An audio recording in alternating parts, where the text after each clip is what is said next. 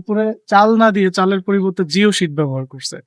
কিন্তু শীতের সময় পুকুরের উপরে খামার থাকলে নানা ধরনের সমস্যা হতে পারে। এখানে আসলে বছর শেষে যে মাছগুলো বিক্রি হয়, এটার কিন্তু কোনো খরচ লাগে না।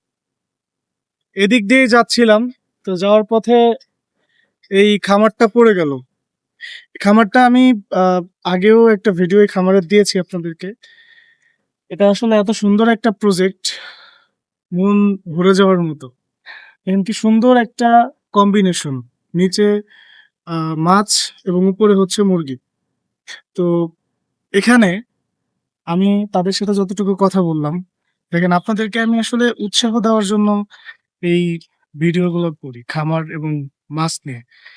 এখানে আসলে বছর শেষে যে মাছগুলো বিক্রি হয়, এটার কিন্তু কোনো খরচ লাগে না। মুরগির বিষ্ঠা থেকেই মাছ উৎপাদন হয়ে যাচ্ছে।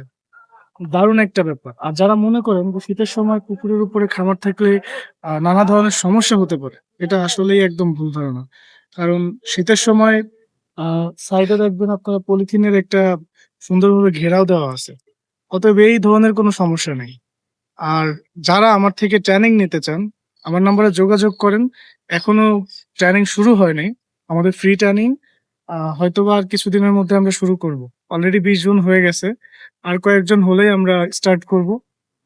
সেখান থেকে আসলে আপনি পরিপূর্ণ জানতে পারবেন যে খামারের ব্যবস্থাপনাটা আসলে কিরকম কি? ঠিক আছে? এখানে শুধু একজনের খামার না, ২ বন্ধুর একটা আ সমন্বয় খামার।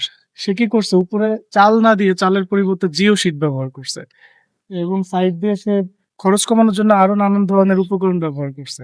সো এটা আসলে খুব সুন্দর লাগছে আমার কাছে খামারটা। যার জন্য আজকে আরো একবার আসলাম আপনাদেরকে খামারটা দেখানোর জন্য। এদিক দিয়ে যাচ্ছিলাম। তো যাই হোক, কোনো একদিন সুযোগ হলেই খামারির সাথে আপনাদের যোগাযোগ করিয়ে দিব, পরিচয় করিয়ে দিব আরকি। তো আজকে এ পর্যন্তই। আর আমার খামার এখনো ওইভাবে শুরু করিনি। আপনারা জানেন যে আমার আগে দোকান ছিল, খামার ছিল। এখন আ মাঝখানে কিছু ঝামেলার জন্য আমার দোকান খামার সব ছেড়ে দিয়েছিলাম।